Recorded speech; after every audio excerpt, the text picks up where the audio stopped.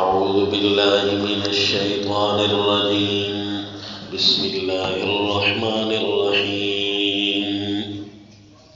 يا أيها الذين آمنوا لا تتبعوا خطوات الشيطان ومن يتبع خطوات الشيطان فإنه يأمر بالفحشاء والمنكر ولولا فضل الله عليكم ورحمته ما زكى منكم من أحد أبدا ولكن الله يزكي من يشاء والله سمیع علیم.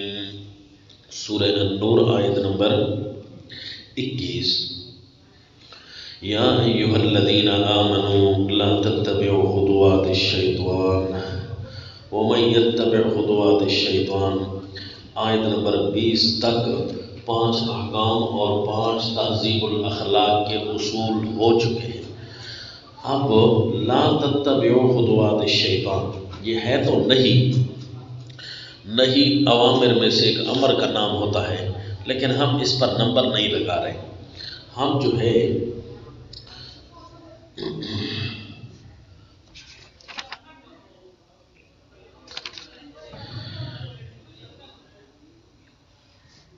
اچھا جی اس پر اگر اپنا نمبر لگا لیں، لیکن خیال یہ کرنا ہے کہ یہ پچھلے 17 احکام جو گزر گئے ہیں ان 17 احکام کی طرح یہ بھی ایک حکم ہے ہوشیار رہنے کے لیے، لیکن اس کو اسپیشل کر کے اللہ تعالیٰ نے اس صورت میں پھر بیان کر دیا.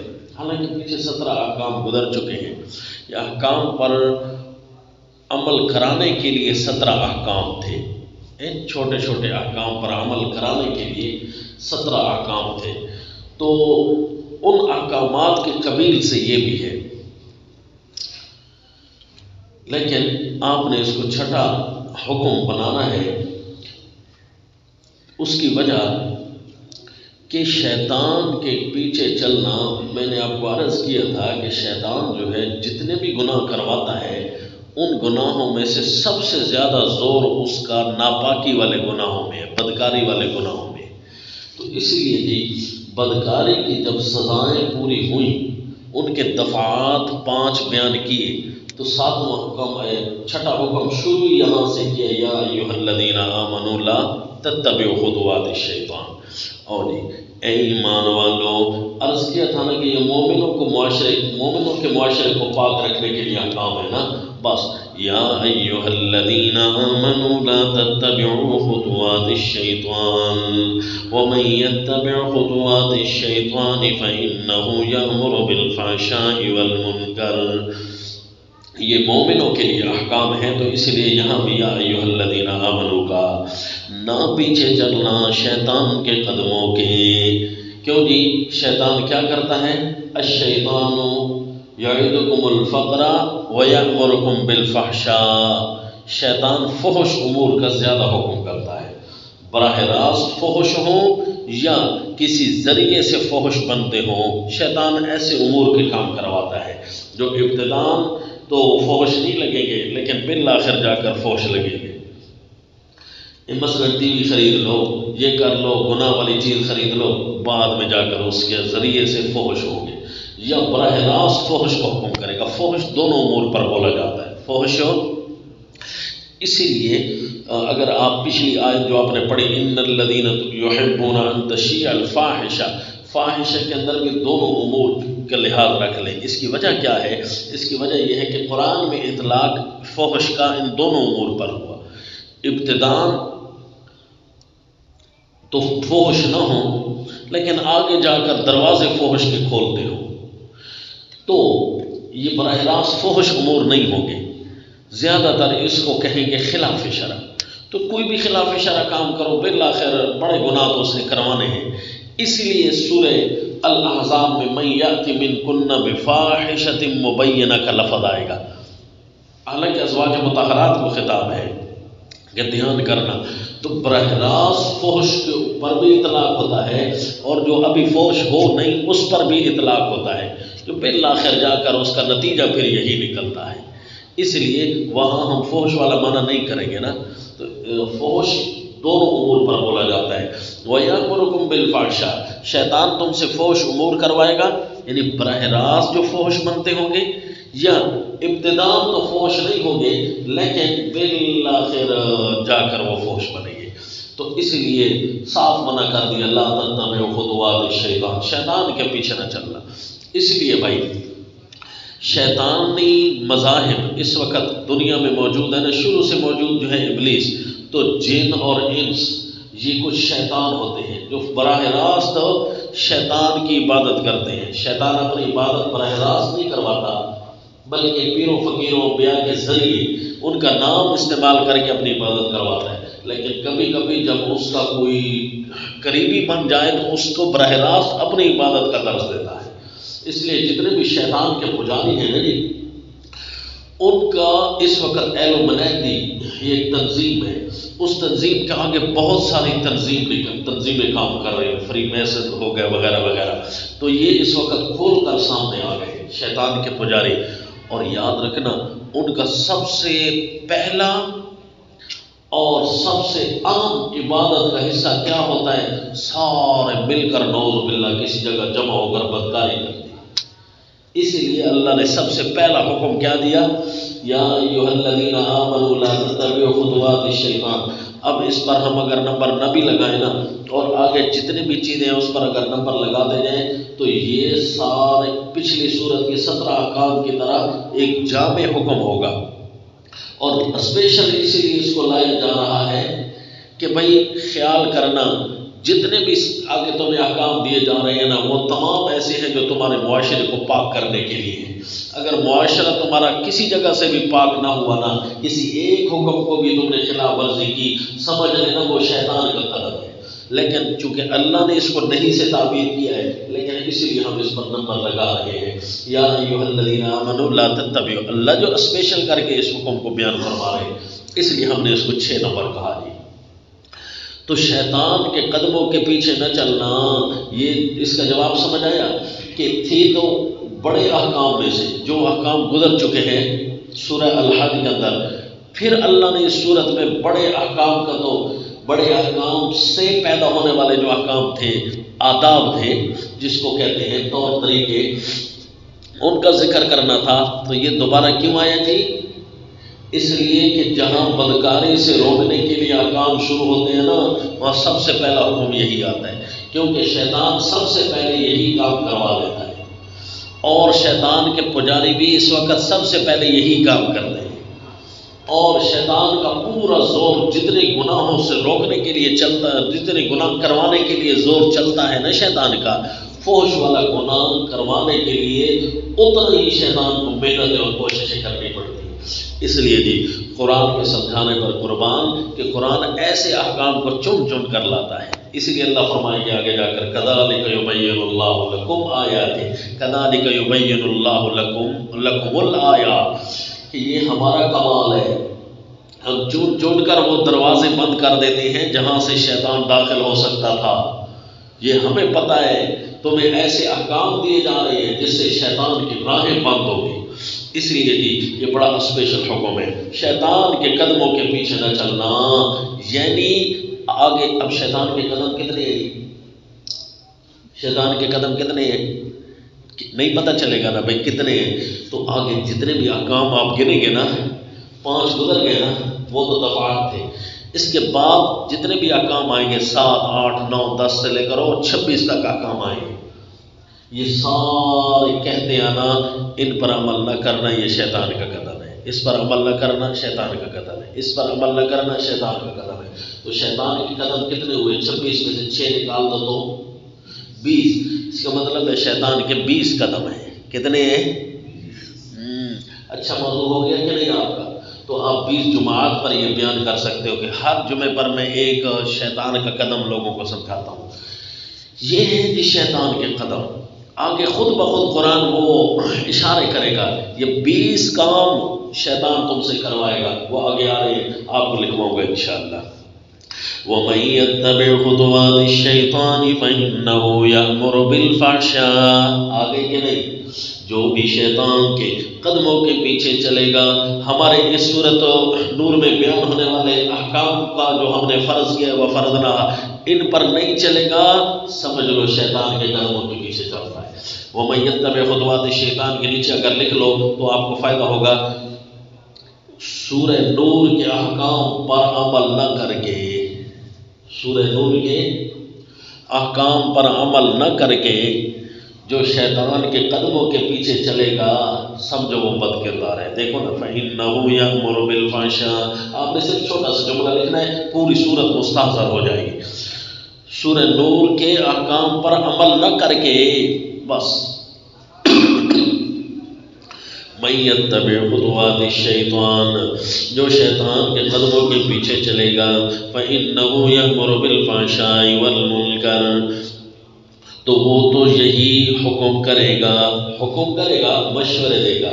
کیوں جی؟ براہ راست تو حکم نہیں کرتا، کیونکہ حکم وہ کرتا ہے جس کا تسلط ہو، اور اس کا تسلط ہم پر نہیں ہوتا۔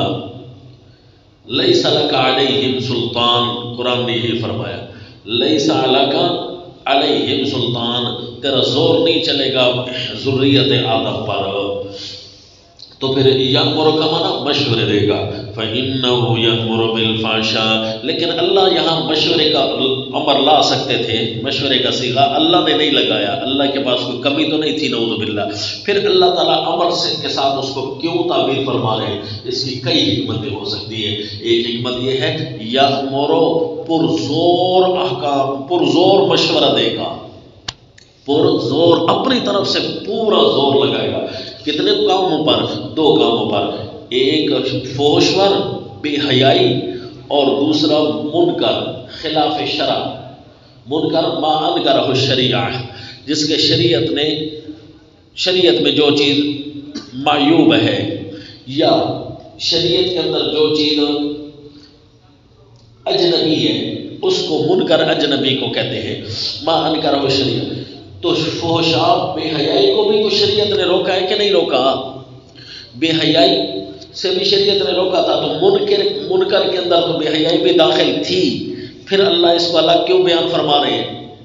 سمجھ آ گئی نا وہی جملہ کہ اس کا مطلب ہے اسپیشل کر کے پہلے خاص کا ذکر کیا پھر عام کا ذکر کیا۔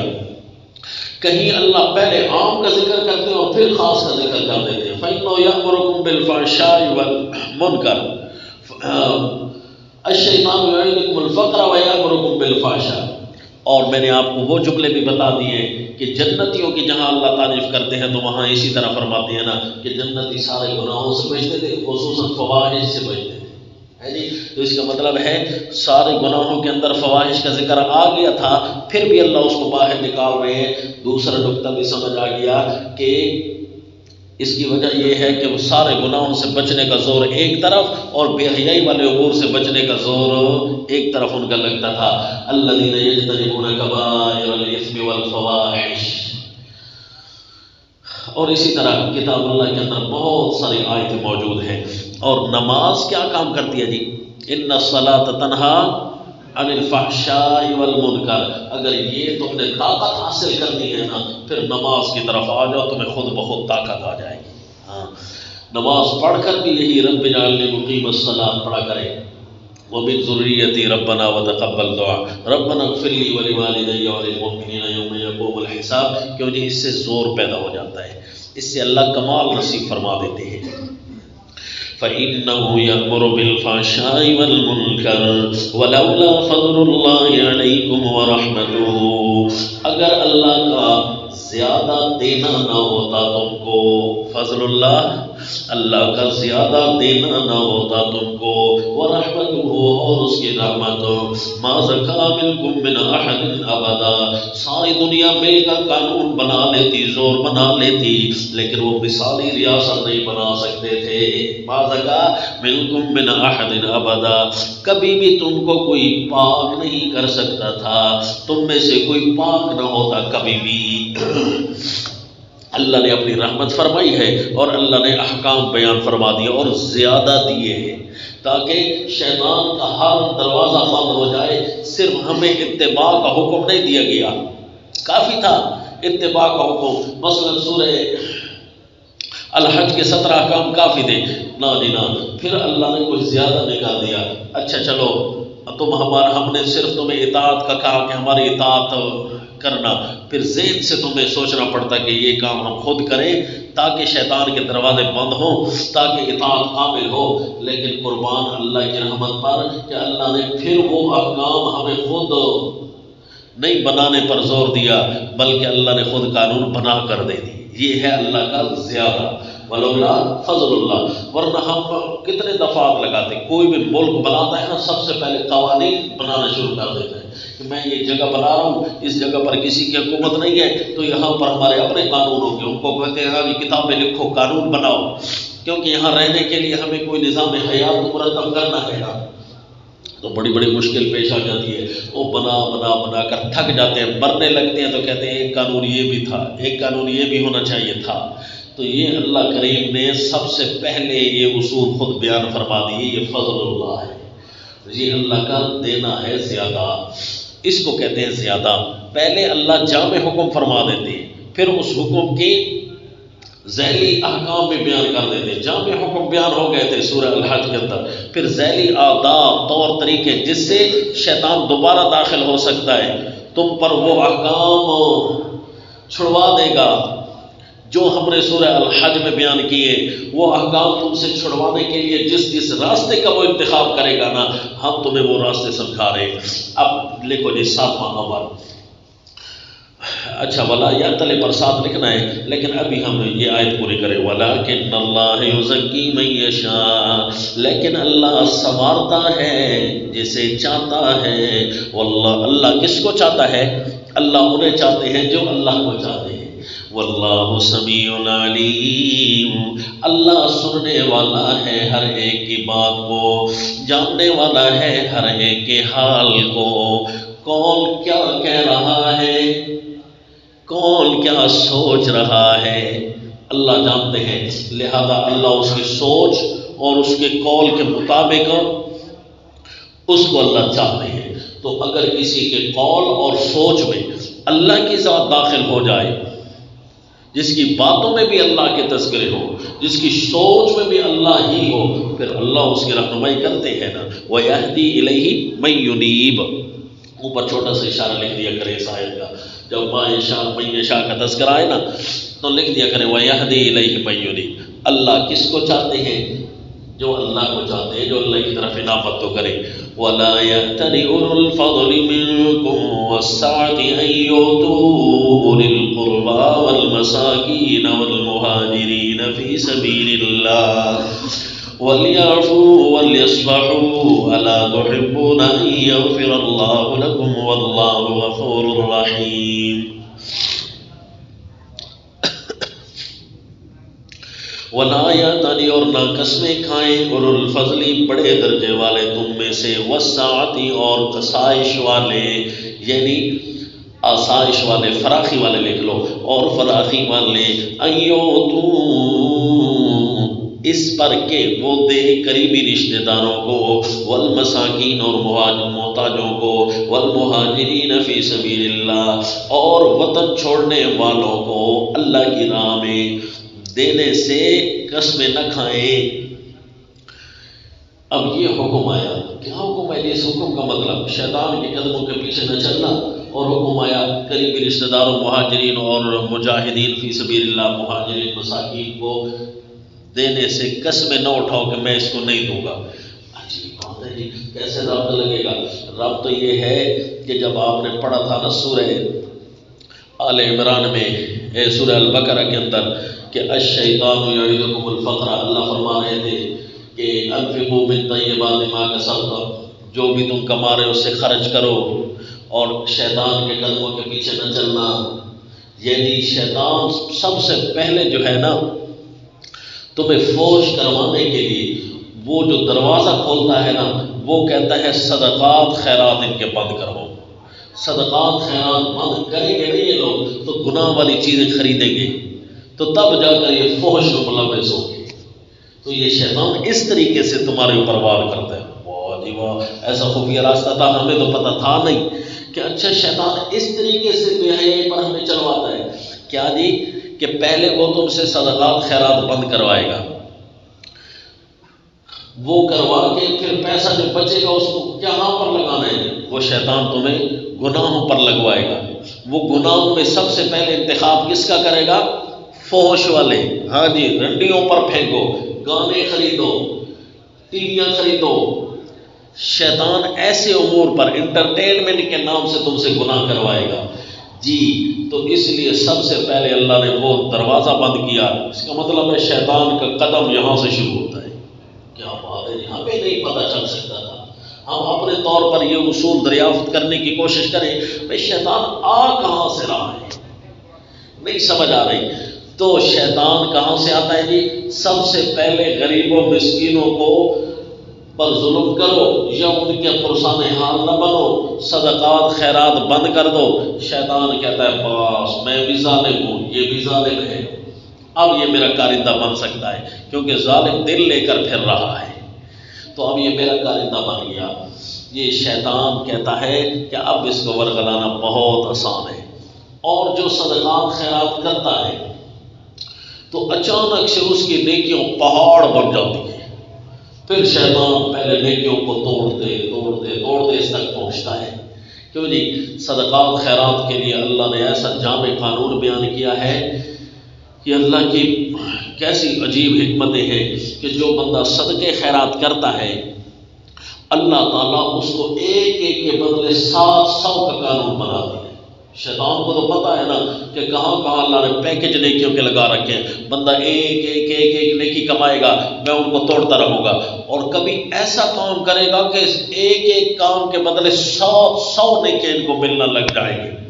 لہذا ایسے کاموں سے تو میں ان کو روکوں نا کہ اچانک سے 700 نیکی ان کے پلڑے میں نہ آ لگے۔ کیسے جی؟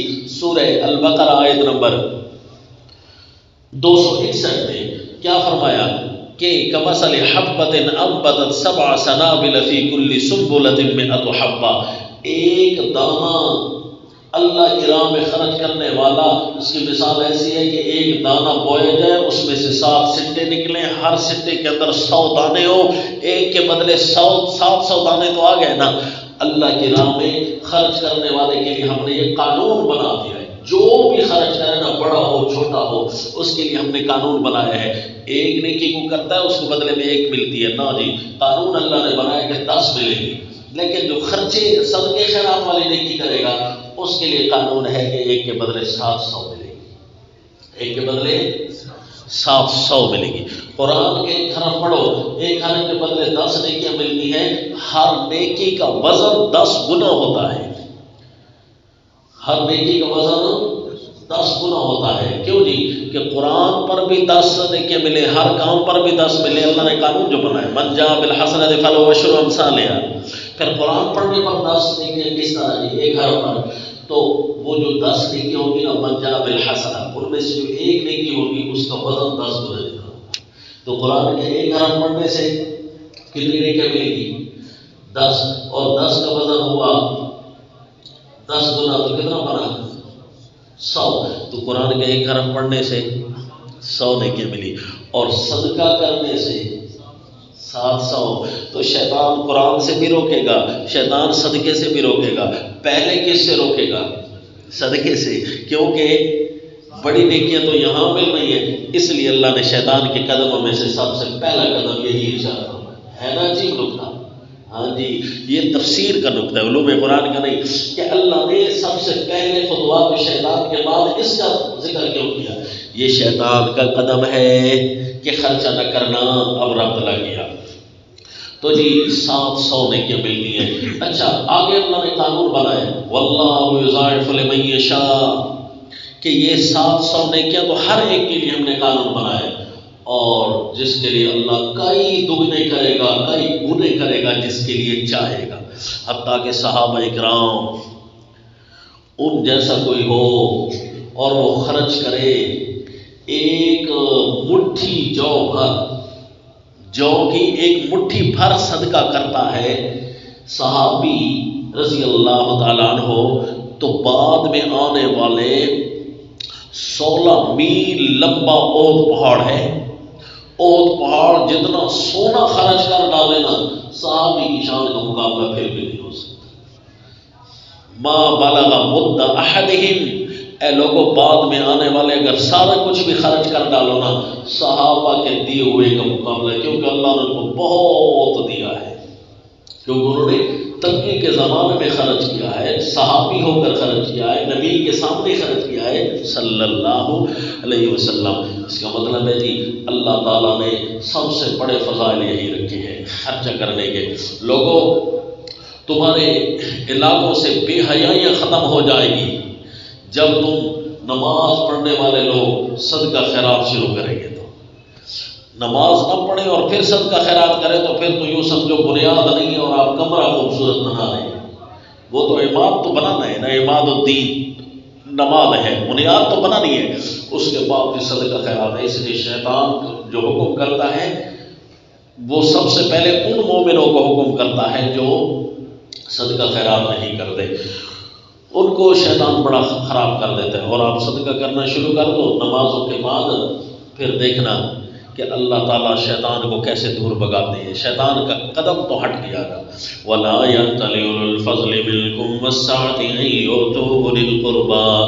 اب آپ کو پچھلا بھی اشکال حل ہو گیا ہوگا کہ دیکھو شان نزول کا محتاج نہیں ہے قرآن ہے۔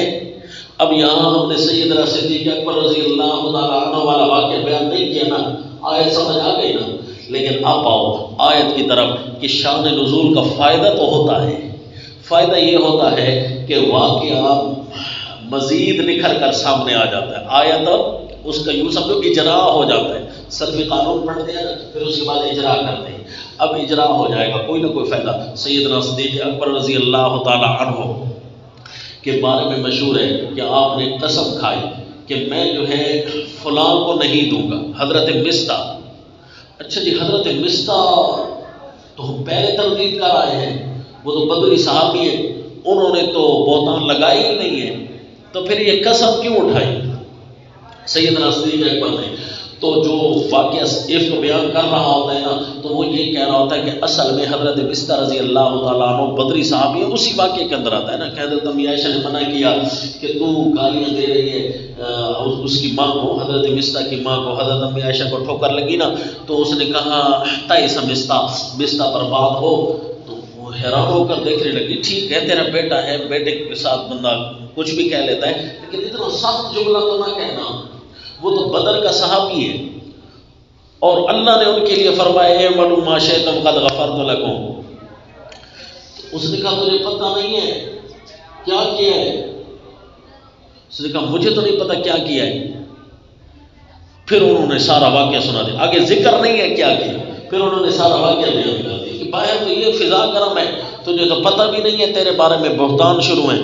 وہ فرماتی ہیں پھر اس کے بعد حضرت مصطح کا ذکر یہاں سے ختم ہو جاتا ہے، پھر اس کے بعد وہ فرماتی ہے کہ مجھے پریشانی لاحق ہوئی اور میں گھر گئی، اور وہ سارا لمبا تفصیلی واقعہ ہے۔ اس وجہ سے بھائی پھر بیان کرنے والا اپنی طرف سے حاشیہ چڑھا دیتا ہے، غلطی شارحین سے بھی ہو جاتی ہے، کوئی ایسی بات نہیں ہے بھائی ہم مقلد تو نہیں ہے نا، ہم امام اعظم ابو حنیفہ رحمہ اللہ کی فروعی احکام میں تقلید کرتے ہیں، نہ کہ اعتقادی مسائل میں، اور پھر شراح حدیث کے مقلد تو نہیں ہوتے، ان کی بات کو تحقیق سے لینا چاہیے۔ ہو سکتا ہے کس نے کس سینس میں لکھی ہے، کسی کا نسیان کسی کا صاحب ہو جائے تو خواہ بخواہ جو ہے اس کے صاحب کے اوپر لکیر کا فقیر تو نہیں نہ بننا، اور اس بزرگ کو گالیاں بھی نہیں دینی، اس کو سخت سست بھی نہیں کہنا، ہلکا بھی نہیں سمجھنا ہے، جی ہم سے اس سے بھی بڑی بڑی غلطیاں ہوگی۔ لہذا بھئی اس نے بیان کرنے والا حاشیہ چڑھا دیتا ہے کہ اصل میں حضرت مصطح رضی اللہ تعالیٰ عنہ سے وہ ایک روایت میں بھی آ گیا ہے نا، اگرچہ درجہ اولیٰ کی ایسی روایت نہیں ہے جو قابل حجت ہو، ان میں بھی آ گیا کہ حضرت مصطح کی زبان سے کوئی ایسا لفظ نکل گیا تھا جس سے حضرت امی عائشہ کے اوپر تہمت لگتی تھی، اس لیے سیدنا صدیق اکبر نے غصہ بھی کیا اور اللہ کے نبی نے حد قذف بھی جاری فرمائی۔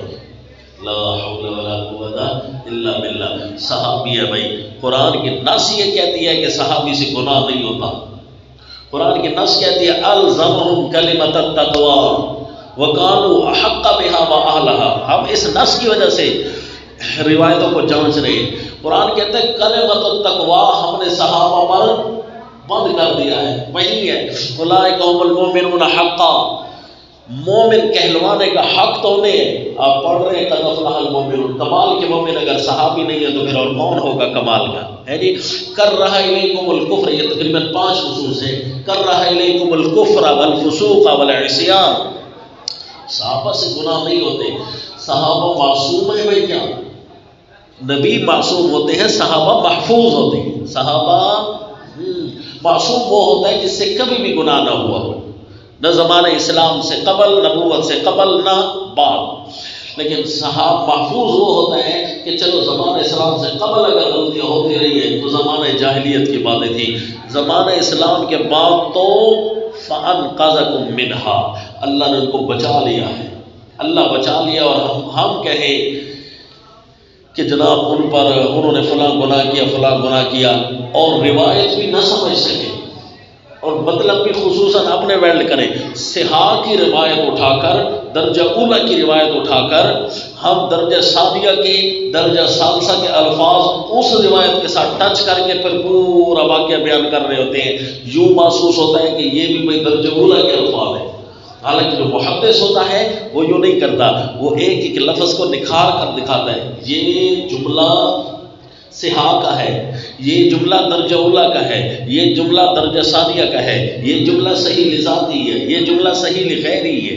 جی امام بخاری رحمہ اللہ نے جس طرح کے اپنا فن اپنایا، کل کے سبق میں پیش کر چکا ہوں کہ انہوں نے باقاعدہ محدث زوری سے یہ جملہ نقل فرمایا ہے. حالانکہ ان کی عادت ہے، یہ بھی عام نہیں ہے امام بخاری رحمہ اللہ کی، لیکن اس واقعے میں انہوں نے یہ جملہ نقل کیا ہے. محدث زوری کہتے ہیں کہ میں واقعہ پوری ایک سند سے نہیں بیان کر رہا، بلکہ میں نے مختلف جگہوں سے جو واقعہ سنا تھا ان ساروں کو اکٹھا کر کے اپنی طرف سے ایک واقعہ پورا لکھ رہا ہوں.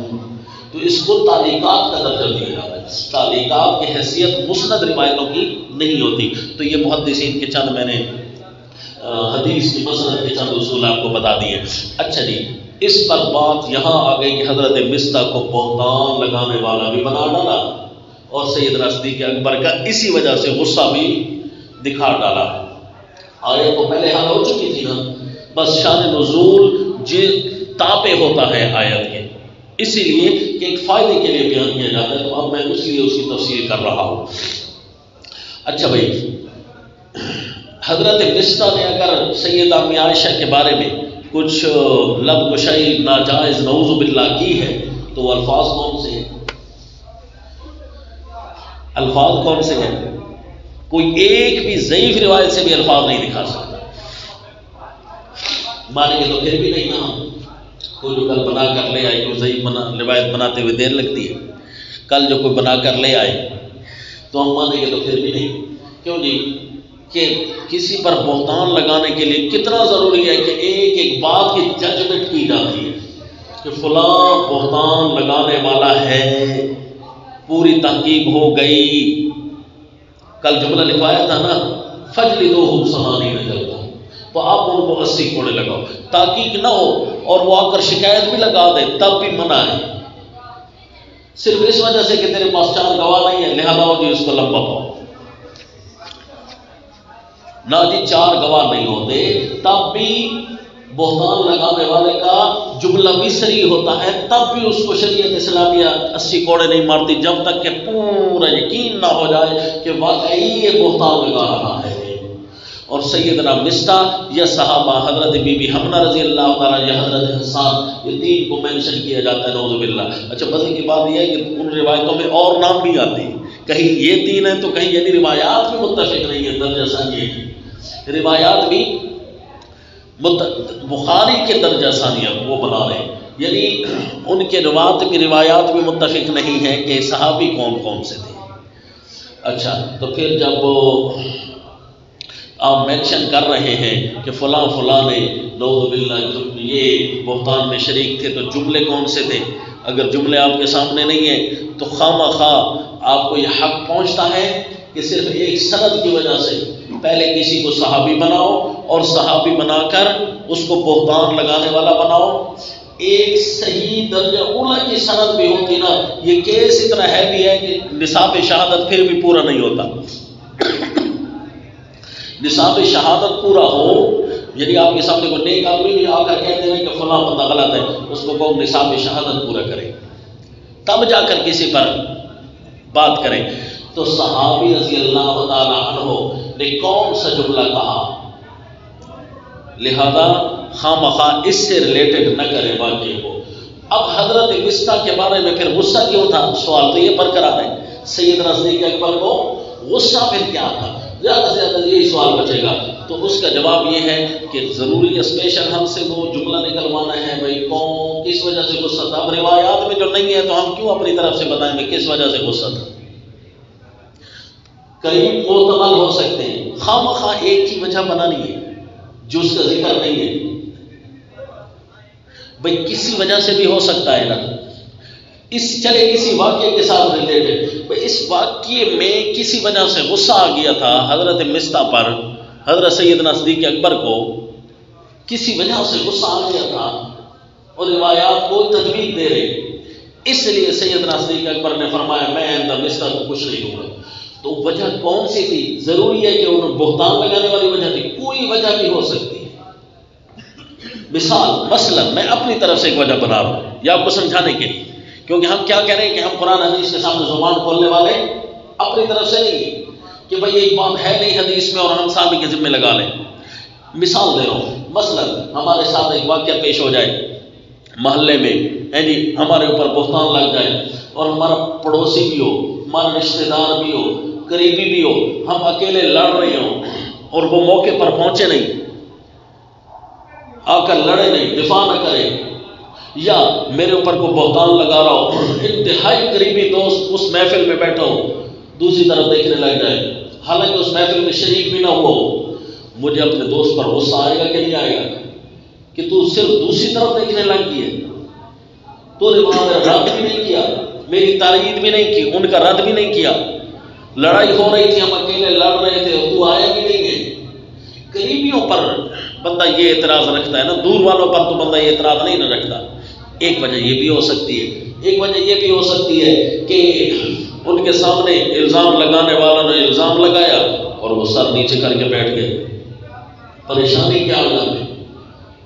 پریشانی اس پر کہ دیکھو کتنی پاک دامن گھرانہ ہے نبی کا، اور یہ بے حیا بندہ ان کے بارے میں تبصرہ کر رہا ہے۔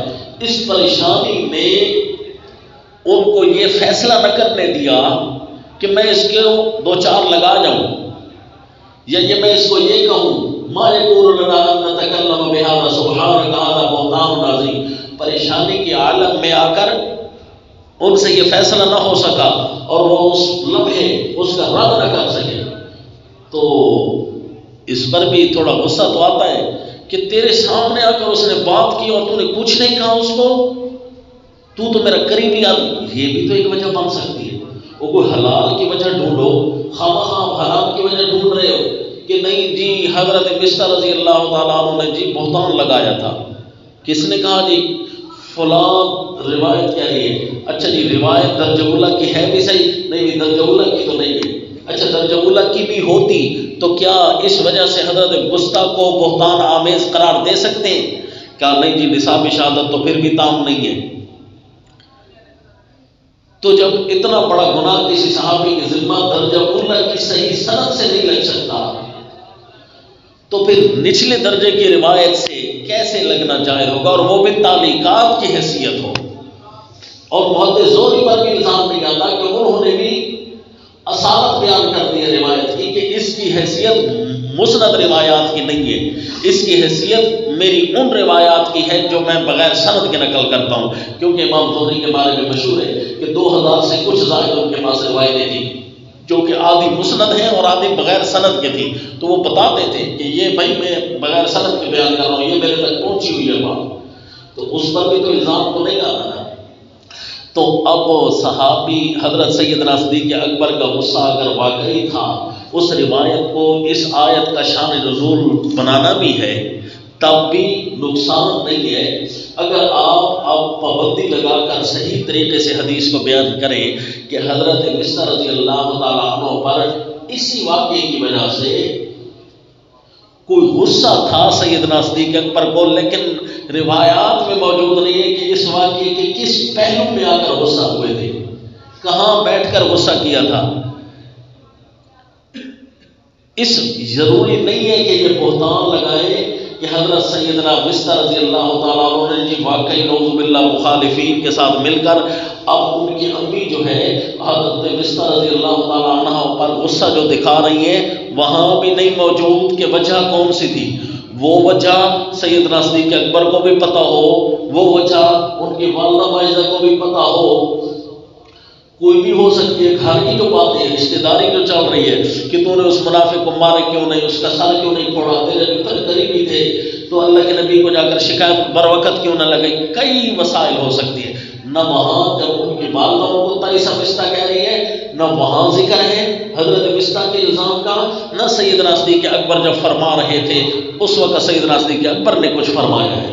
بس راویوں نے نقل کر دیا آگے, اور وہ بھی محدث امام بخاری رحمہ اللہ ان کی پوری حقیقت بیان کر رہے ہیں. یہاں پر منکر حدیث آ جائیں گے, وہ کہیں گے دیکھا نا بخاری نے یہ مینشن کیا حضرت مصطفیٰ کو, ایسی تیسی بخاری کی, لا حول ولا قوت الا باللہ. حالانکہ امام بخاری جیسے محدث اس کی اصلیت بیان کر رہے ہیں کہ اس روایت کی حیثیت صرف اتنی ہے کہ وہ بغیر سند کے ہے یا تحقیقات کی کمیل سے. بخاری پڑھنے والوں کو پتہ ہے نا کہ اس کی روایات جب دو قسم کی بیان ہوتی ہیں کہ تعلیقات ہوتی ہیں اور کبھی ہوتی ہیں مسند روایتیں, اور اس کی حیثیت ہر مقام پر الگ الگ ہوتی ہے. تبھی تو وہ امیر المومنین فی الحدیث ہیں. اس کے لیے جامع قانون تعلیقات کے لیے بھی نہیں ہے, ہر جگہ کے لیے الگ اشارہ ہوگا, وہ اپنی سند میں بیان فرما رہے ہوں گے. اس لیے یہ آپ نے یہ یاد رکھنا ہے. اگر اصل تو واقعے کا ربط آپ کو بیان کر دیا, ولا یأتل اولو الفضل, آیت کیا کہتی ہے؟ آیت کے حل ہو جانے کے بعد آیت محتاج نہیں تھی اس واقعے کی, کیونکہ پہلے بھی عرض کر رہا ہوں کہ آیات شان نزول کی محتاج نہیں ہوتی ہے. محدثین مفسرین کا اجماع ہے اس بات, اکثر محدثین مفسرین کے اجماع ہے. شاذ ناز قول بھی موجود ہیں, جس طرح میں نے کل تفسیر اتقان کے حوالے سے بتایا کہ شان نزول کے متعلق شاذ ناز اقوال بھی ہیں. جس طرح مفسرین اس بات پر اکثریت جمہور ان کی جامع ہے کہ یہ روایات اس واقعے کا شان نزول ہے, اسی طرح تمام مفسرین اس بات پر اتفاق رکھتے ہیں کہ شان نزول کی محتاج نہیں ہوتی آیت. تو دونوں اجماع کو ملا کر جب آپ واقعہ بیان کریں گے تو نہ انکار حدیث لازم آئے گا اور نہ آپ خواہ کی باتیں صحاح کے درجہ دے کر آپ بیان کریں گے. یعنی میں نے کل بھی کہا تھا یہ آپ کے لیے پنسرات ہے. اس پنسرات میں حفاظت کے ساتھ بولنا, حدیث میں بات کرنے کے لیے پھر کسی محدث کے اصول بیان کرتے ہوئے پھر کم از کم زور کافی صرف ہوتا ہے, پوری کی پوری محنت ہوتی ہے, بس تو تحقیق کے ساتھ گفتگو ہوتی ہے. یہاں پر مزلت الاقدام, بڑے بڑے قدم بھی پھسلتے دیکھیے جی, کیونکہ واقعہ شروع کا پیوستہ ہے نا. اور اسی طرح ہمارے ذہنوں میں کئی واقعات پیوستہ ہیں کہ آپ صلی اللہ علیہ وسلم نے فرمایا, وہ تو اب گزر گئی ہے نا آپ کے اسباق میں, حضرت وصبر نفسک مع الذین یدعون پر انشاءاللہ ہم باس کیا کرتے ہیں. چلیں اشارہ کر دیتا ہوں کہ حضرت واشی رضی اللہ تعالیٰ عنہ کو اللہ کے نبی نے فرمایا بس تم مسلمان تو ہو گیا ہے, میرے اکھیاں تو گناہ آیا کر, میں نے اپنا چاچا یاد آ, میں نے پڑھا بھی دیتے ہیں ذیل داستان کے مقرر اس کو بڑے رنگ میں بیان کر رہا ہوتا ہے, پھر سارے آنسو بہا رہے ہوتے ہیں, واہ بھائی واہ کمال کر دیا, آج تو کلاٹا اٹھ کے آیا نہ آئی جی, پڑھا رلایا. وہ بھائی قرآن کہتا ہے لا تعد عیناک عنہ, صحابی کو دیکھے میرے پیغمبر, آپ کی نگاہیں بھی ان سے نہ ہٹنے پائیں. اور آپ کہتے ہو, حالانکہ حدیث میں نہیں ہے, آپ کہتے ہو کہ حضرت واشی رضی اللہ تعالی عنہ کو اللہ کے نبی نے فرمایا ٹھیک ہے تو مسلمان تو ہو جا, لیکن میرے سامنے نہ بیٹھا کر, پیچھے بیٹھا کر. قرآن کی مخالفت اللہ کے نبی فرما سکتے ہیں جی؟ نعوذ باللہ. حالانکہ اگر بخاری کی حدیث دیکھی جائے وہاں یہ الفاظ نہیں ہے, وہ ہے کہ اسلام سے قبل آئے تھے اللہ کے نبی کے پاس, ابھی مسلمان ہوئے نہیں تھے, کسی اور کے ساتھ آئے تھے.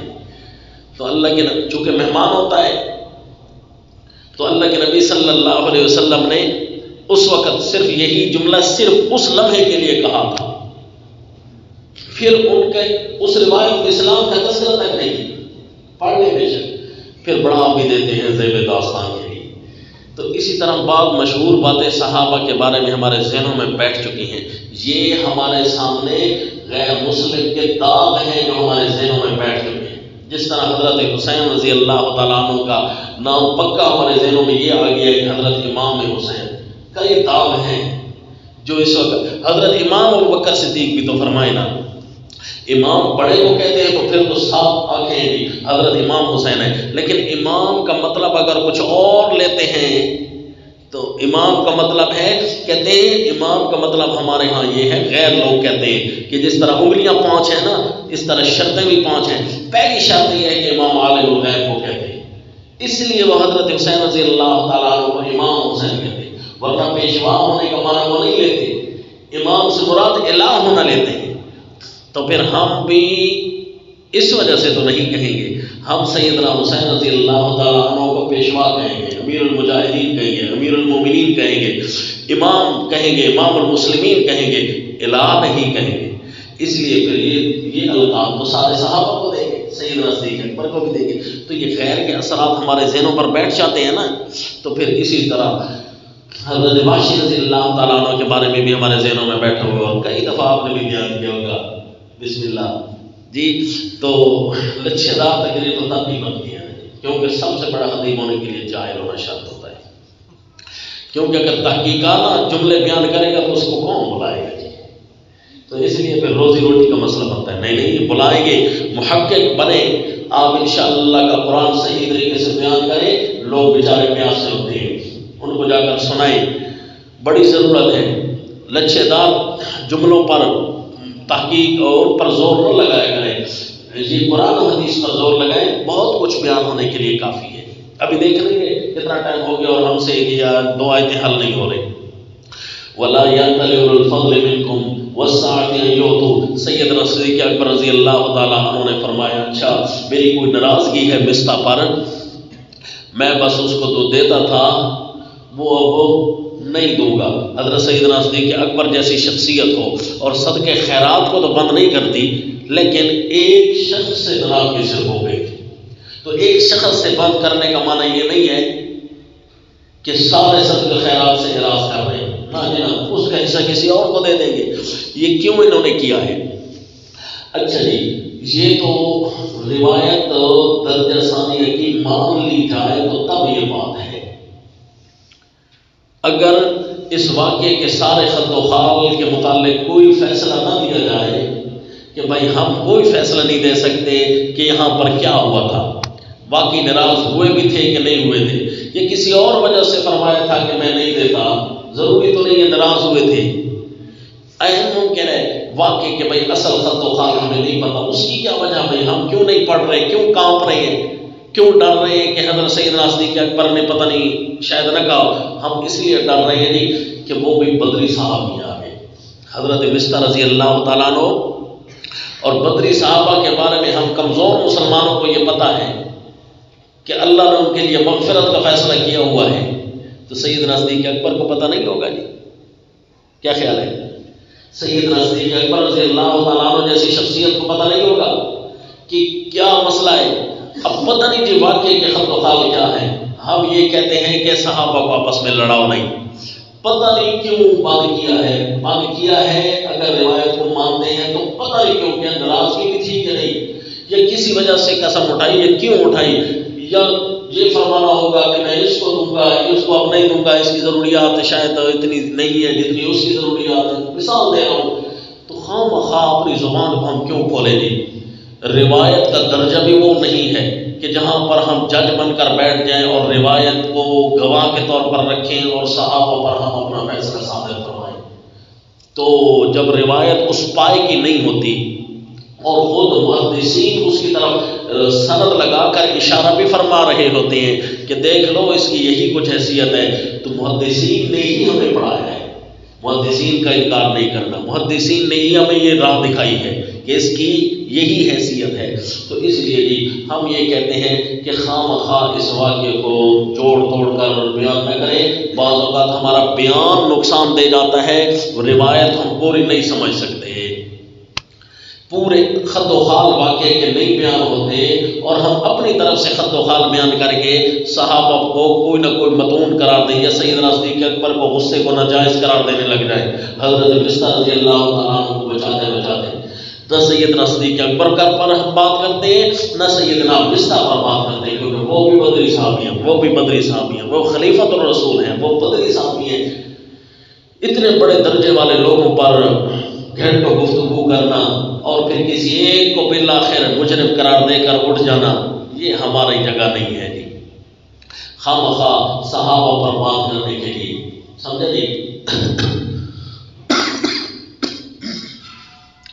ہم کوئی فیصلہ نہیں دے رہے، ہم یہی کہہ رہے ہیں کہ اس واقعے کو اس انداز میں یہاں اس آیت کے تحت اگر بیان کرنا بھی ہو تو یہی پھر آپ کو معروضات پیش کرنی ہوگی، ورنہ آپ سے بھول نہ ہو جائے۔ مثلا کیسے روایت بیان کرتے ہوئے بھول ہو جاتی ہے کہ مثلا ایک روایت میں آتا ہے کہ سیدنا صدیق اکبر اور سیدنا فاروق اعظم رضی اللہ عنہما ایک جگہ بیٹھے ہوئے تھے، مشورہ چل رہا تھا کہ فلاں علاقے میں کس کو بھیجا جائے، تو سیدنا صدیق اکبر نے ایک اور بندے کا نام لیا، سیدنا فاروق اعظم رضی اللہ تعالیٰ نے ایک اور بندے کا نام لیا۔ تو اس کے بعد جی سیدنا صدیق اکبر نے فرمایا، اے عمر تو میری مخالفت کر رہا ہے۔ اچھا، اب بیان کرنے والا اس کو اپنے سینس میں بیان کرے گا، جس سے لگے گا کہ حضرت سیدنا صدیق اکبر اور حضرت سیدنا فاروق اعظم آپس میں ایک دوسرے کو غصے سے کہہ رہے ہیں۔ اگر بیان کرنے والا اس کو خوبصورت انداز میں بیان کرے تو واقعہ نہیں کم از کم بتاتا کہ غصہ چل رہا تھا۔ واقعہ میں یہ جس طرح دو دوست قریبی بیٹھے ہوتے ہیں، مشورے کے تو آداب بھی یہی ہوتے ہیں کہ ہر کوئی اپنی پوری امانت دیانت سے دے جی، کسی کے مشورے کو ٹوکنا نہیں چاہیے۔ ہمیں یہ آداب پتہ ہو اور صاحب کو پتہ نہیں ہو کہ نعوذ باللہ، ان کو بھی تو پتہ ہے۔ اصل میں جہاں رشتہ قریبی ہونا تو وہاں ایک دوسرے کے مشورے پر تبصرہ لگانا اور زیادہ خوشی کی دلیل ہوتی ہے۔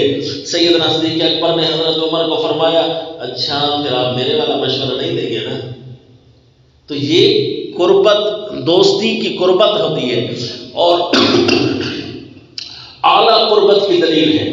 آپ اس سینس میں بھی یہ جملہ بیان کریں، آپ تو لگتا ہے بس میری مخالفت ہی کریں گے، کہ یعنی آپ میرے دوست ہیں، کم از کم آپ کو تو ایک دوسرے کے ساتھ اتنی قربت ہے، تو لہذا آپ کو یہ میرے والا مشورہ، اس کو آپ پیار کے سینس میں بھی بیان کر سکتے ہیں۔ لیکن اگر آپ مقرر بیان کرنے والا اس کو پیار کے سینس میں بیان نہ کرے اور وہ کہے حضرت عمر رضی اللہ تعالیٰ نے اور مشورہ دیا جی، سیدنا صدیق اکبر نے اور مشورہ دیا، حضرت عمر ان پر غصہ ہو گیا، اچھا بھئی آپ کو تو کام ہے میری مخالفت کرنا ہر وقت، آپ بس ہر وقت میری مخالفت کرتے رہتے ہیں، بس جی۔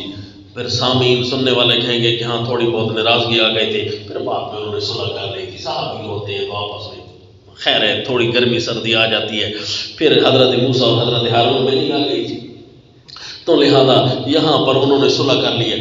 پہلے اپنے سینس سے، اپنے بیان کے انداز سے ان کو لڑا دکھایا اور پھر صلح بھی کروا ڈالی۔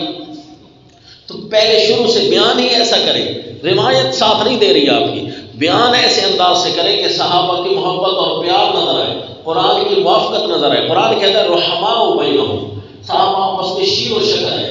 تو اس کا مطلب ہے ہمارے انداز بیان کبھی کبھی نقصان دے جاتے ہیں۔ روایت پتہ نہیں کس انداز کی ہوتی ہے اور ہمارا انداز بیان نقصان دے رہا ہوتا ہے۔ اس لیے لا یقتل الفضل میں اگر یہ واقعہ بیان کرنا بھی ہے، اول تو واقعہ بیان کرنے کے لیے سب سے پہلے روایات کی فل تحقیق کریں، ڈاکٹریٹ کریں۔ لیکن اگر آپ کو فل تحقیق نہیں ہے اور جملوں کے اتار چڑھاؤ کا شکار ہو رہے ہیں، کبھی آپ نمبر کاٹ بیٹھیں گے سیدنا صدیق اکبر کے اور کبھی فیصلہ خلاف دے جائیں گے سیدنا مصطفیٰ کے رضی اللہ عنہم، تو اس سے بہتر یہ ہے کہ آپ اپنے سینس میں ایسی روایات کو بیان بھی نہ کریں جتنے تک آپ کو تحقیق نہیں ہے۔ لہذا ہر مقام نہ ہر جائے مرکب تماتاختن، یہ تو ضروری نہیں ہوتا کہ جب بھی آپ نے بس سواری کس لی تو آپ پہنچ جائیں گے، نہ کوئی مقام ایسے ہوتے ہیں جہاں پر پہنچتے پہنچتے بڑی دیر لگتی ہے۔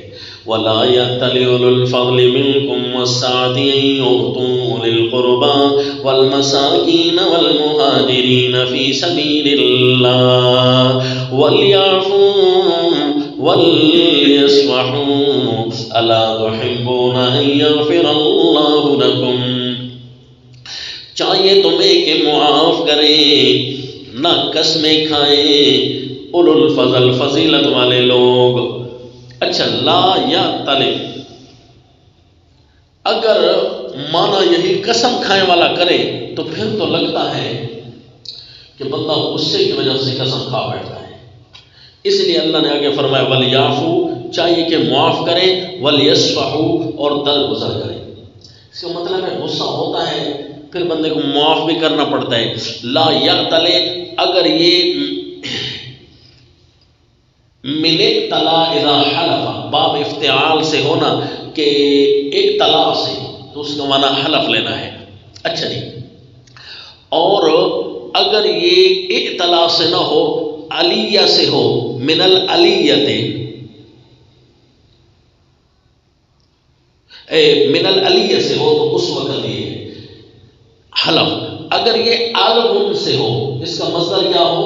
باب افتعال کیسے کہہ رہا ہوں، مجرد کا مصدر جب نکالے اور الغن ہو تو معنی یہ ہے کہ نہ رکے، اس وقت قسم والا معنی بھی نہیں ہوگا۔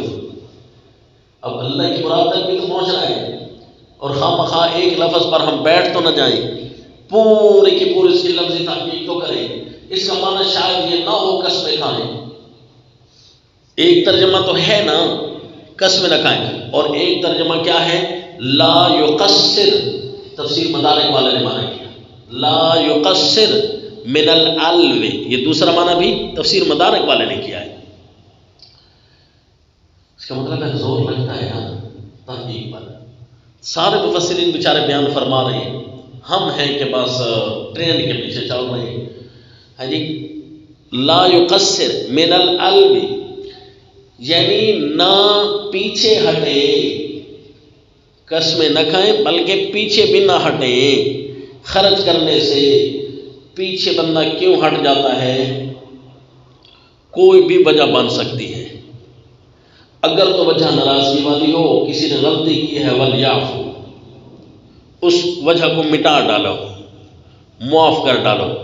اگر وجہ کوئی اور ہے، وَلْيَصْفَحُوا، اس کو گنو ہی نہیں، وَلْيَصْفَحُوا، درگزر، گزر جاؤ اس سے، یعنی گنو ہی نہیں، ویندہ کار ہے، کوئی بھی وجہ ہوگی ویندہ کر ہے۔ اچھا وجوہات کئی بھی ہو سکتی ہے کہ تھوڑا جی آج کل اوکھا بتا، نہیں وہ بھی تو تیری ترتیب چلی آ رہی ہے، صدقہ کی اعلیٰ لوگ ہیں، اب اعلیٰ کام کرنے والے چھوٹی چھوٹی وجوہات کو نہیں دیکھتے، خیر ہے صدقہ کار تیرا بھی کام چل جائے گا، کبھی اس کا بھی کام چل جائے گا۔ وَلْيَعْفُوا، اب غصہ بھی ضروری نہیں ہے کہ آج سے نہ رہا، حل ہو گئی بات، آ جاؤ جی۔ وَلَا يَأْتَلِ أُولُو الْفَضْلِ مِنْكُمْ وَالسَّعَةِ أَنْ يُؤْتُوا أُولِي الْقُرْبَى وَالْمَسَاكِينَ وَالْمُهَاجِرِينَ فِي سَبِيلِ اللَّهِ وَلْيَعْفُوا وَلْيَصْفَحُوا أَلَا تُحِبُّونَ أَنْ يَغْفِرَ اللَّهُ لَكُمْ، کیا تم نہیں چاہتے کہ اللہ تمہیں معاف کرتا رہے؟ دیکھو جی جملہ آ گیا کہ شیطان تو چاہتا ہے اللہ ہمیشہ تم پر ناراض رہے، تمہاری نیکیاں کم ہوں تاکہ میں ان پر حملہ آور ہو سکوں۔ شیطان یہ چاہتا ہے اللہ تحبون، کیا تم یہ نہیں چاہتے ہو اللہ تمہیں صدقات کی وجہ سے معاف کرتا رہے؟ صرف 700 نیکیاں ہی نہیں ملیں گی بلکہ گناہ بھی معاف ہو جائیں گے۔ اس لیے حدیث میں آیا اللہ کو غصہ ہوتا ہے کسی بات تو ٹھنڈا ہو جاتا ہے صدقے کی وجہ سے۔ ہاں، ان الصدقۃ لتطفئ غضب الرب کما یطفئ الماء النار، جس طرح کے پانی آگ کو ٹھنڈا کر دیتا ہے اسی طرح غصہ صدقہ اللہ کے غصے کو ٹھنڈا کر دیتا ہے۔ اللہ تحبون، صرف یہاں نیکیوں کا اللہ نے ذکر نہیں کیا یہاں بلکہ صدقے کی وجہ سے مغفرت کا ذکر کیا ہے۔ دیکھو جی قرآن مضمون کو نہیں چھیڑتا، مضمون نہیں چھوڑتا، مضمون کیا چل رہا تھا؟ وہ میرو تمہارا معاشرہ پاک رکھنا ہے، اپنے معاشرے کو پاک رکھنے کے لیے تمہیں کچھ کام کرنے ہوں گے۔ اگر تمہارے بدن پر کوئی میل کو چڑھ بھی جائے تو صدقہ کر دینا، اللہ تمہیں پاک کر دے گا۔ دیکھا، چونکہ پاکی کے آداب بیان ہو رہے ہیں اس صورت کے اندر، صرف اللہ نے وہی جملہ لگایا، فقط یہاں فضائل صدقات بیان کرنا مقصود نہیں تھا، وہ تو سورہ البقرہ میں ہو چکے ہیں۔ جہاں سورہ البقرہ میں آتی ہے یا مضمون کے مطابق سورہ الحدید میں آئے گا وغیرہ ذالک، تو وہاں بیان ہوگی۔ فضائل یہاں بیان کرنا، یہاں تو خطوات شیطان کو توڑنا مقصود ہے کہ شیطان کے قدم کتنے ہیں ان کو توڑو، یہ پہلا قدم آ گیا۔ آگے آیت کا مزہ کہ نہیں آیا؟ ہاں، اس آیت کو اسی طرح کنٹرول کرنا، کہیں ایسا نہ ہو کہ بکھری ہوئی تفسیریں ہم سے نہیں پڑھی جاتی، اور ایک آیت کا گلدستہ تیار ہونا ہمیں اکٹھا کہیں نہیں ملتا، لہذا ہم بھی ٹرین کے پیچھے چل پڑتے ہیں۔ تو یہ آپ کو گلدستہ تیار کر دیا ہے مفسرین محدثین کی باتوں کا ہی۔ واللہ غفور الرحیم، اللہ صدقے کی وجہ سے کیوں اتنا بڑا انعام دے رہا ہے؟ فرمایا اللہ ہے نا معاف کرنے والا، اللہ کی تو صفت یہی ہے، اللہ کسی نہ کسی ذریعے سے معاف کرتا رہتا ہے، بس بندے کو چاہیے کہ کوئی نہ کوئی طریقہ بنا کر رکھے۔ اللہ تیار ہے معاف کرنے کے لیے، صرف معاف ہی نہیں کرتا بلکہ رحمت کے دریا بہا دیتا ہے۔ غفور رحیم، اللہ مغفرت کے دریا بھی بہا دیتا ہے۔ الا تحبون ان یغفر اللہ لکم واللہ غفور رحیم۔ تو یہ پہلا امر تھا، شیطان کے قدم یہاں سے ٹوٹ گئے تھے۔ ان الذين يرمون المحصنات الغافلات المؤمنات لعنوا في الدنيا والآخرة ولهم عذاب عظيم۔ اور یا ایھا الذین آمنوا لا تدخلوا بیوتا غیر بیوتکم، یہ حکم تو ہم وہاں لکھوائیں گے۔ 8واں لا یعتلل الفضل یہ تھا۔ 7واں تو درمیان میں اللہ یہ فرما رہے کہ جو محسنات پر پاک دامن عورتوں پر عیب لگاتے ہیں دنیا آخرت میں ان پر لعنت ہوتی ہے۔ حالانکہ یہ احکام پیچھے گزر چکے ہیں آیت نمبر 4 کے اندر۔ یہاں اللہ صدقے کے احکام کے بعد شیطان کا پہلا قدم ہے، اس کے اندر اللہ صرف شیطان کے قدموں کو توڑیں گے۔ تو اس حکم کے بعد یہ حکم کیوں آ گیا؟ ان الذین یرمون المحصنات، پاک دامن عورتوں پر عیب لگانے والے دنیا آخرت میں ذلیل ہوں گے۔ یوم تشہد علیہم، اسی آیت کے سیاق و سباق کی وجہ سے لگی حضرت بستہ والا واقعہ ذہنوں میں پابست ہو گیا اور روایت نے خط و خال بیان کر دیے ہیں۔ پھر کچھ لوگوں نے اپنے حاشیے چڑھا کر خط و خال مزید بڑھا دیے ہیں۔ حالانکہ اگر رابط دیکھے تو یہاں پر سبق یہ سمجھ آئے کہ بات تو چل رہی تھی معاشرے کو پاک کرنے کے لیے۔ معاشرے کو پاک کرنے کے لیے پہلے دفعات کا تذکرہ کیا۔ میاں بیوی اگر ایک دوسرے پر بہتان لگاتے ہیں تو اس کا پھر یہ دفعہ ہے، آخری دفعہ یہ بیان کر کے فرمایا یوں بہتان نہ لگایا کرو۔ ان الذین جاءوا بالإفک یعظکم اللہ ان تعودوا لمثلہ ابدا، بہتان کسی پر نہ لگایا کرو۔ اس کے لیے اللہ نے بہتان سے بچانے کے لیے کام کون سے کروائے؟ 5 اخلاق کے اصول سمجھائے تاکہ بہتان بازیوں سے تم بچ سکو۔ اگر واقعی کچھ ہو رہا ہے تو پھر تو ٹھیک ہے، اس کے دفعات ہم بیان کر رہے ہیں، اگر نہیں ہو رہا تو کم از کم یہ بہتان ہوتا ہے، چھوٹا جھوٹ نہیں ہوتا، بہت بڑا جھوٹ ہوتا ہے کسی کی عزت سے کھیلنا۔ کل عرض کیا تھا لا تتبعوا خطوات الشیطان، اے ایمان والو شیطان کے قدموں کے پیچھے نہ چلنا، یہ کسی کی عزتوں سے کھیلنا یہ شیطان کے قدم ہوتے ہیں۔ ربط یہ لگ گیا تھا نا کہ کسی کی عزتوں سے کھیلنا، اگر ربط نہیں لگا تھا تو آپ بھی لگا سکتے ہیں۔ یا ایھا الذین آمنوا لا تتبعوا سے سبق شروع کیا نا کہ پیچھے واقعے کے ساتھ ربط لگ گیا، کسی پر بہتان نہ لگانا، یہ شیطان کے قدم ہیں، شیطان کے کام ہوتے ہیں، شیطان کے قدموں کے پیچھے نہ چلنا۔ اللہ شیطان کے قدم کون کون سے ہو سکتے ہیں؟ پھر اللہ تعالیٰ نے سب سے پہلے شیطان کے قدم کو توڑنے کے لیے فرمایا چلو بہتان شیطان تب لگواتا ہے جب بندے کے پاس، شیطان تب پہنچتا ہے جب اس کے پاس نیکیوں کے پہاڑ نہ ہوں۔ تو سب سے پہلے نیکیوں کے پہاڑ اپنے بنا لینا، شیطان تمہارے پاس نہیں پہنچے گا، نہ پہنچے گا۔ سب سے بڑا گناہ فحش والا ہوتا ہے، یا فحش کروائے گا یا کسی کے ذمے فحش لگوا کر اس کو بدنام کروائے گا۔ لہذا صدقے خیرات کرنا، اللہ تعالیٰ کا غصہ ٹھنڈا رہے گا اور شیطان تم تک نہیں پہنچے گا اور فحش والے امور نہیں پھیلا سکے گا۔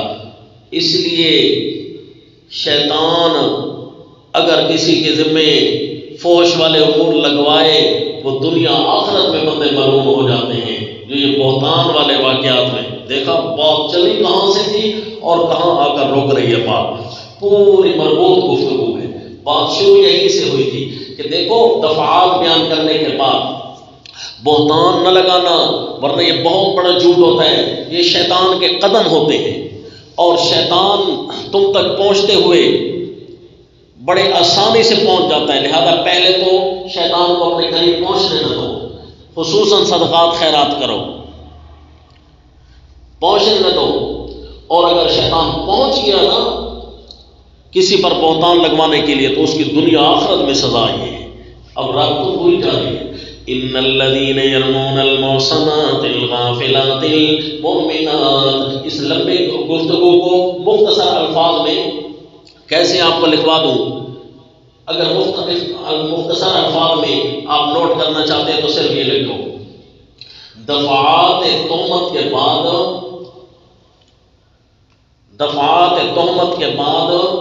بتایا کہ بہتان بازی نہ کرو،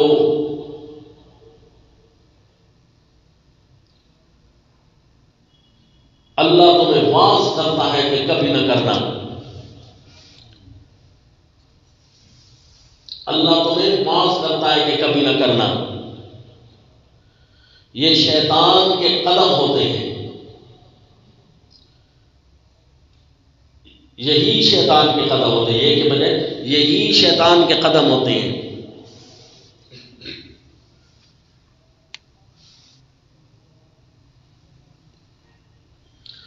اور شیطان تہمت لگانے کے لیے، تہمت لگوانے کے لیے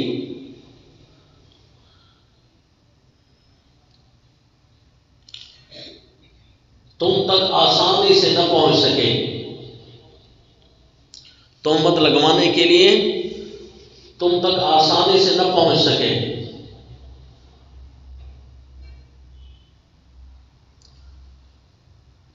صدقات خیرات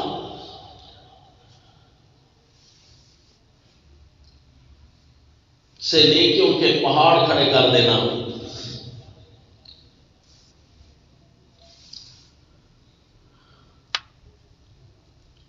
ورنہ تہمت لگاؤ گے تو دنیا آخرت میں ملعون ہو جاؤ گے، ورنہ تہمت لگانے والا، مختصر مزید کر لیں، ورنہ تہمت لگانے والا دنیا آخرت میں ملعون ہو جاتا ہے۔ اور جی یہ ربط بعض اوقات کافی مشکل قرار دے جاتے ہیں، تو اس لیے آپ کو یہاں پر طے کروا دیا۔ حضرت رئیس المفسرین کا ایک چھوٹا سا واقعہ سناتا ہوں، سورہ احزاب میں بھی آئے گا انشاءاللہ، انہی ربط کے متعلق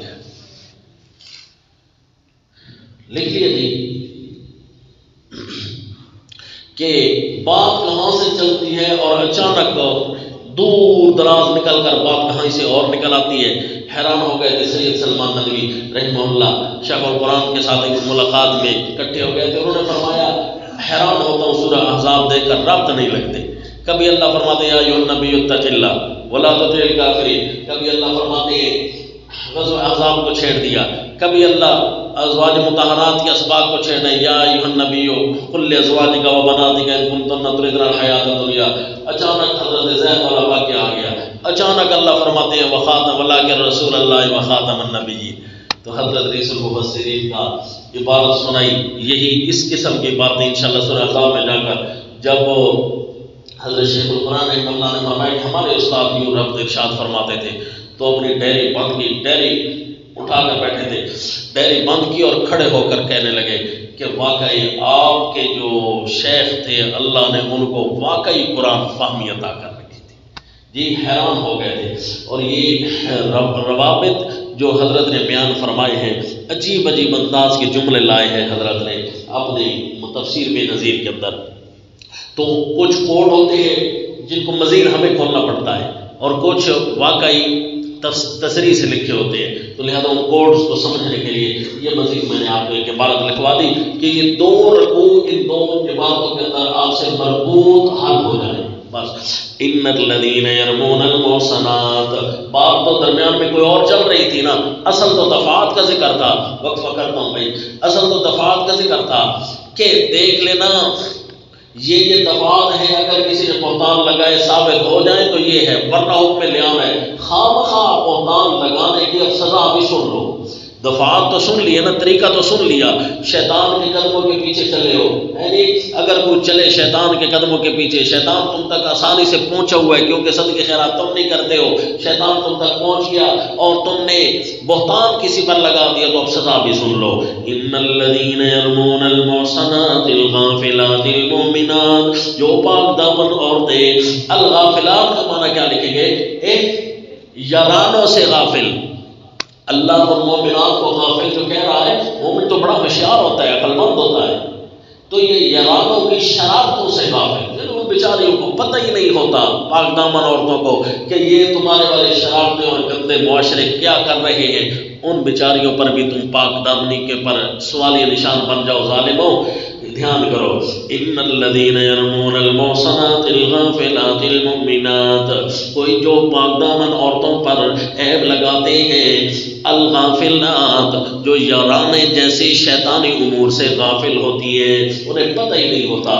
المؤمنات، جس طرح سیدہ ام عائشہ رضی اللہ تعالی عنہا کے بارے میں سیدہ بریرہ رضی اللہ تعالی عنہا نے فرمایا، اللہ کے نبی منافقوں نے ان کے بارے میں بات کی ہے، منافقوں کو شرم نہیں آتی ہے جی. یہ عائشہ اتنی پاک دامن اور کھری بچی ہے کہ یہ کم از کم بکری کی شرارتوں سے واقف نہیں، اور منافقوں کی شرارتیں اسے کیسے آتی ہوں. بکری یہ آٹا گھومتے گھومتے سو جاتی ہے اور بکری آ کر اس کا آٹا کھا جاتی ہے اور اس کو پتہ نہیں چلتا. ایک جانور کی شرارتوں سے غافل، بکری شرعی جانوروں میں سے آتے ہیں نا، کہ یہ جو ہے بکری کی شرارتوں سے غافل ہے، اسے اتنا پتہ نہیں ہے اور یہ شیطانے والے امور میں کام کرے گی. اللہ کے نبی مجھے تو یہ سارا جھوٹ لگتا ہے، عائشہ کی خود کا ایسی نہیں ہے، میں اس کے ساتھ صبح و شام رہتی ہوں. اور الغافلات المؤمنات، پاک دامن عورتیں ہیں، یارانوں سے غافل ہیں. المؤمنات، ایمان والیاں ہیں. لعنوا فی الدنیا والآخرہ، ایسے بندوں پر دنیا آخرت میں لعنت ہوتی ہے. الجزاء من جنس العمل، دنیا میں ان کو رسوا کرنا چاہا نا تم نے پاک دامن عورتوں کو، میں اللہ تمہیں دنیا میں رسوا کروں گا، بےعزتی تمہاری بھی کرواؤں گا. لعنوا فی الدنیا والآخرہ. اب اس آیت میں آپ کو ایک دوسرا اخلاق بھی سمجھایا ہے اندر، ذرا وہ بھی دیکھ لو. یہاں نیچے تو آپ لکھ لیتے ہیں نا تخفیف اخروی و دنیاوی، لیکن آیت آپ کو یہ بھی سمجھا رہی ہے کہ کسی کی عزت کا دفاع کرنا دنیا آخرت میں عزت پانا ہے.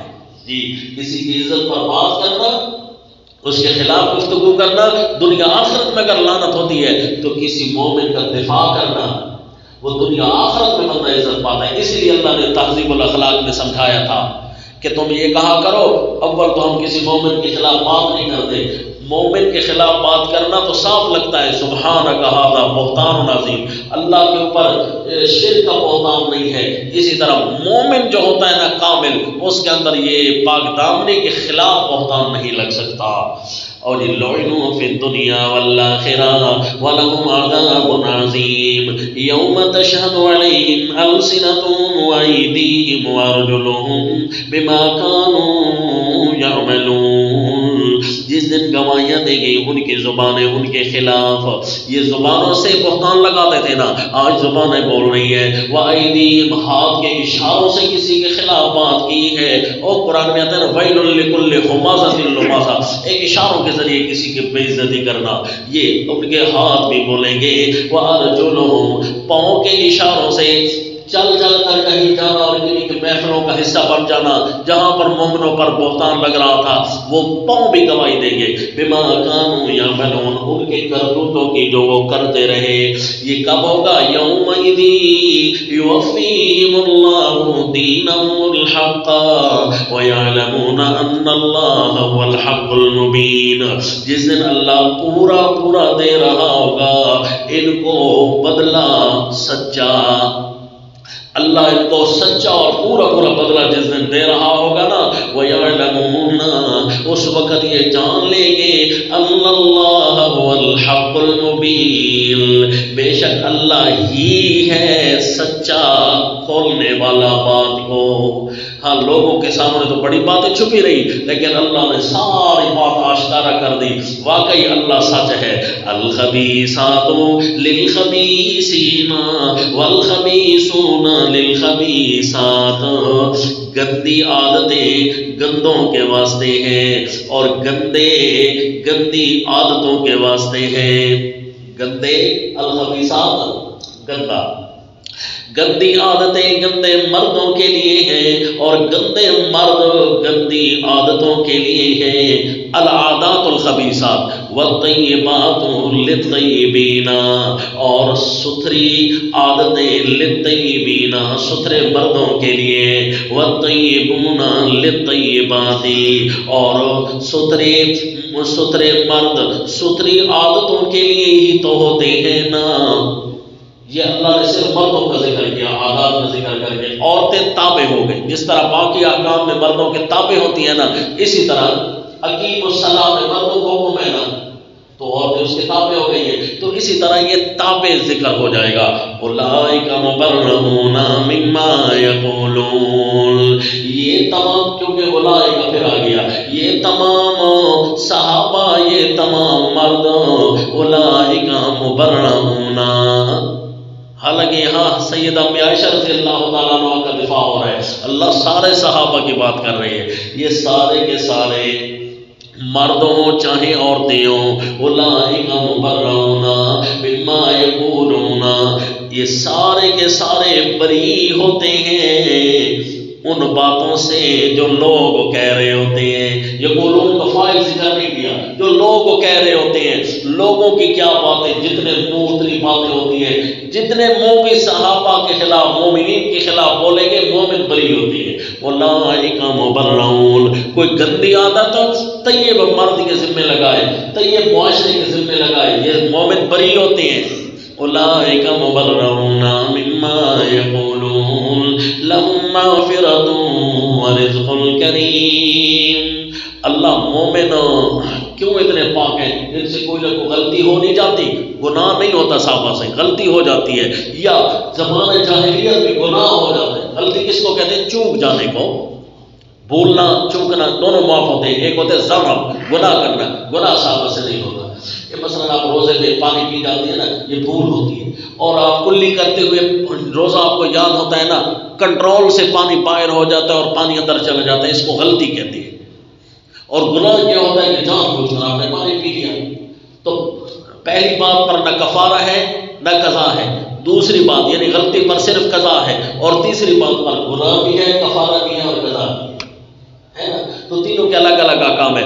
غلطی تو ہو جاتی ہے بھائی، بھول چوک ہو جاتی ہے، یعنی کسی صحابی کی تیر و تلوار چلا اور کسی کو لگ گیا تو یہ ہو جاتی ہے، مثال دے رہا ہوں۔ تو اسی طرح اولئک مبرؤون مما یقولون، گندی عادتوں سے یہ مومن پاک ہیں۔ پھر مومنوں میں اعلیٰ ترین مومن صحابہ جیسے ہوں، یعنی جن کا درجہ انبیاء کے بعد ہوتا ہے، تو وہ گندی عادتیں رکھتے ہو، نعوذ باللہ من ذلک۔ اولئک مبرؤون مما یقولون لهم مغفرۃ، ان کے اسلام سے پہلے جتنی بھی زیادتیاں ان سے ہوئی ہیں میں اللہ نے انہیں معاف کر رکھا ہے، ان میں آگے مرتد بھی کوئی نہیں ہوگا، کیونکہ رزق کریم، ان کے لیے عزت کی روزی تیار ہے۔ آؤ جی، اللہ نے آگے بھی پیش گوئی کر رہی ہے، اللہ ان کے لیے مہمان تیار کر کے بیٹھا ہو اور یہ شین کہتے ہو کہ صحابہ مرتد ہو گئے، نعوذ باللہ، پھر اللہ بھول گیا ہے، اللہ مہمانی تیار کر کے بیٹھا ہے۔ یہ نص ہے اس بارے میں کہ صحابی مرتد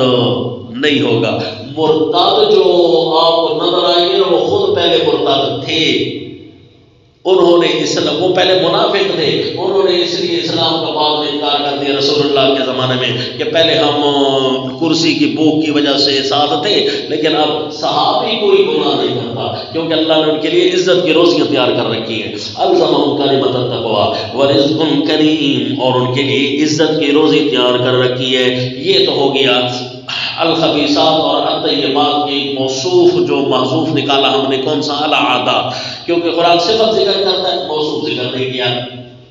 اگر الخبیثات سے النساء الخبیثات اور الطیبات سے النساء الطیبات ہو تو پھر اس وقت معنی یہ ہوگا گندی عورتیں گندے مردوں کے لائق ہیں اور گندے مرد گندی عورتوں کے لائق ہیں، ان کے لیے ہیں، یہ جو ان کے لائق ہیں۔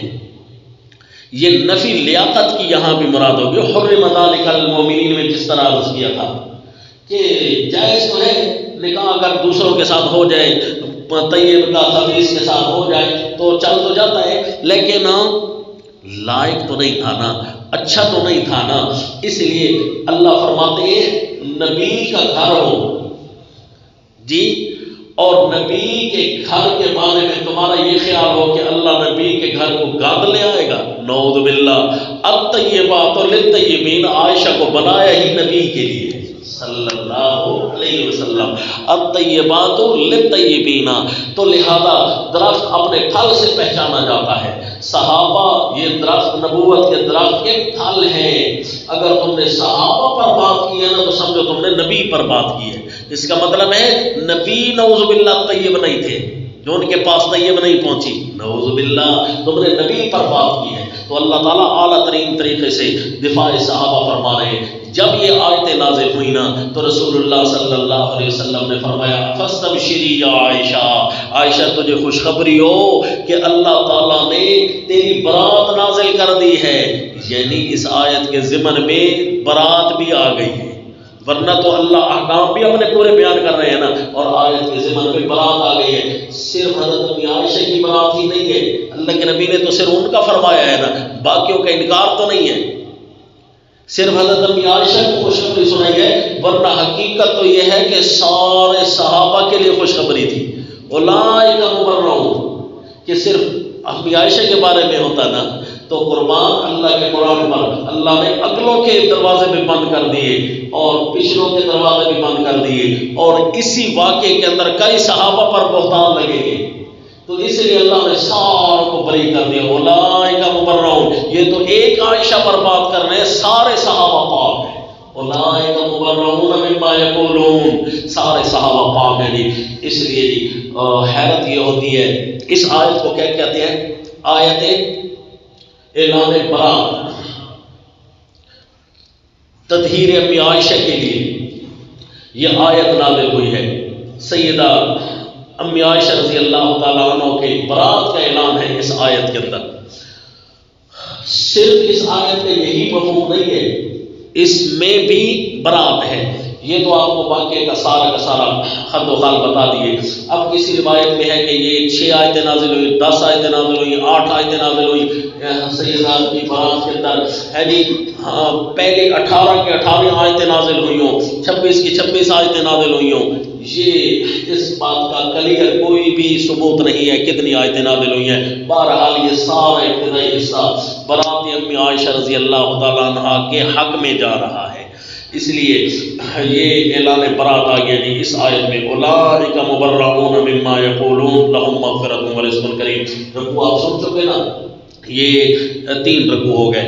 اب خود انصاف سے بتائیں کہ یہ رکوع کس لیے اللہ نے نازل کیا؟ معاشرے کو پاک بنانے کے لیے، اور یہ رکوع نازل ہوئے دفاع صحابہ کے لیے. یہ رکوع نازل ہوئے ہیں اور انہی 2 رکوعات کی تفسیر ایسے رنگ میں بیان کرنا نعوذ باللہ کے صحابہ پھر ملوث ہو جائیں. ایک کو بچاتے بچاتے سیدہ ام عائشہ کو بچاتے بچاتے 3-4 صحابہ کو آپ نعوذ باللہ رگڑ دیں. کیا خیال ہے؟ یہ آیت کے موضوع کے بھی خلاف ہو گیا. ان آیات کو ایسے انداز میں بیان فرمائے کہ ام عائشہ رضی اللہ تعالی عنہا کی طرح سارے صحابہ پاک ثابت ہوں، تاکہ قرآن کا لفظ بھی پورا ہے اولئک مبرؤون مما یقولون. ہمارے پاس جو امانت تھی ہم ادا کر چکے ہیں. ٹھیک ہے جی. باقی اللہ تعالیٰ ساروں کو توفیق نصیب فرمائے تحقیق سے بیان کرنے کی. وما علینا الا البلاغ. وقت کر لو